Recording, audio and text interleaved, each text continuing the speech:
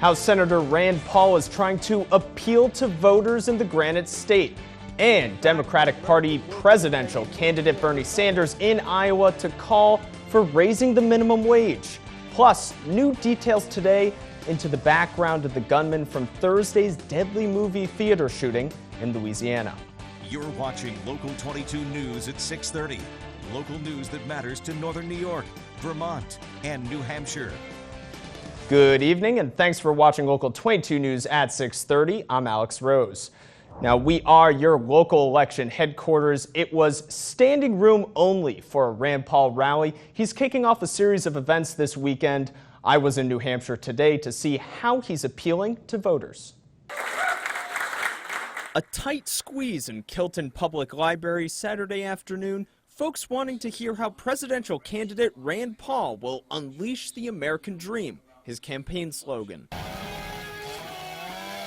The Kentucky senator wants to start by taking a chainsaw to all 70,000 pages of the U.S. tax code. I would bring the tax rate down to one flat rate of 14.5% for both the business and 14.5% for the owner as well. A relief from the current 35% corporate income tax, giving local business more options. You have to make the decision whether jobs are better created sending your money from New Hampshire to Washington or leaving it in New Hampshire. Paul says he's driving a fiscally responsible platform. Well, we bring in $3 trillion. Couldn't we just get by on $3 trillion? $3 trillion comes in and then we spend 3.8. But how will the GOP candidate bring in young voters? The campaign contributions have been running wild lately, and I think that it's the most important because you have to solve it before you can solve anything else. The senator says he'll weed lobbyists out of Washington. He also believes protecting Americans' phone records will resonate with millennials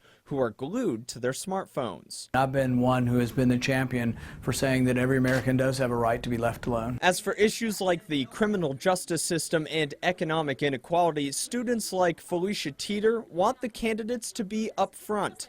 I would like all of them to talk about these issues as race issues, because that's what they are. Senator Paul supports criminal justice legislation, pushing for reform from nonviolent felon voting rights and reclassifying small felonies. Presidential candidate Bernie Sanders in West Des Moines this weekend. Last night, Sanders told Iowans he wants to raise the minimum wage to $15 an hour, an idea he turned into legislation on Wednesday in the Senate.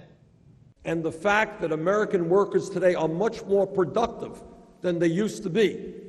We have millions and millions of people in Iowa, in Vermont, all over this country who are working longer hours for lower wages.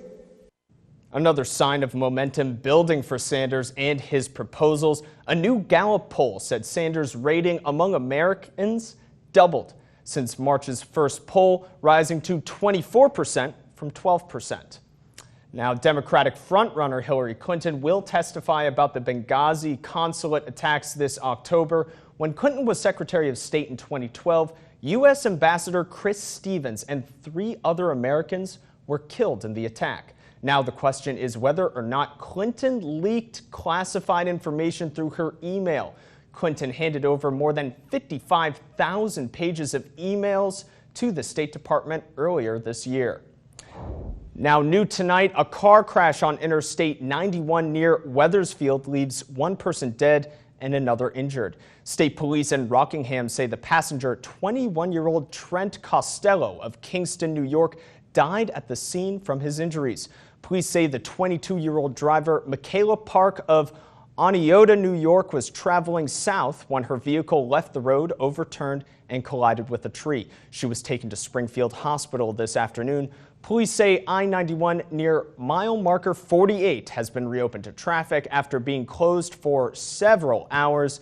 There is a pending investigation. And another fatal crash, this time involving a group of motorcyclists. It happened on Georgia Shore Road this morning. State police in St. Albans say 71-year-old Hector Messier of Quebec collided into an SUV and was pronounced dead at the scene. Messier was leading a group of 8 motorcycle riders when police say he crossed the center line on a sharp curve and into the SUV. The driver of the SUV was not injured. Now, police say at this time there are no pending criminal charges. A Hyde Park woman is in critical condition tonight after crashing her motorcycle on Route 17 this morning. State police out of Williston say 45-year-old Ellen Friedrich was airlifted to UVM Medical Center.